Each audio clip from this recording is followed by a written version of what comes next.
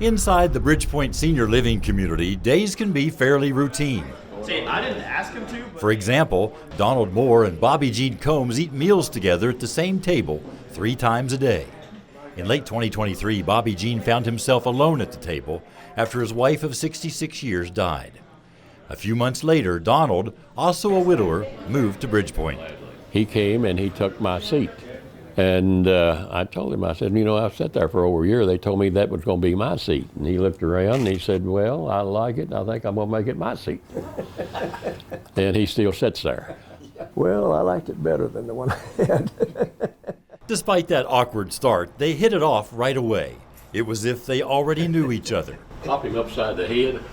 Over many dinner conversations, they discovered they both had been in the Army, stationed at an Air Force base in southern England in 1953, just after the Korean War ended. We knew we'd been there and we couldn't figure out why we'd never met. On Veterans Day, Bobby Jean was asked to get some of his photos together for a display. So I went back and I pulled out all the pictures I had and started going through them. And I kept coming to this one that showed 3 people in it, but I didn't recognize any of them but me, so I just brushed it aside. But after going through his photos several times, he flipped that picture over and saw the subjects were identified. The man in the middle was listed as Donald Moore of Kentucky. And I couldn't believe it.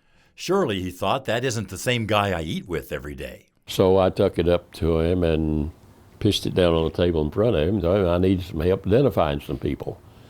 And without bending over anything, he said, the one in the middle is me. So finally I told him, I said, well, the one standing beside of you is me. Well, I was kind of surprised that it was still around, after 70 years.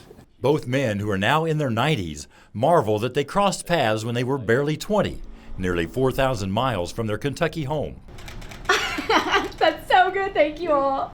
When you take in the big picture, Not going to get my seat back.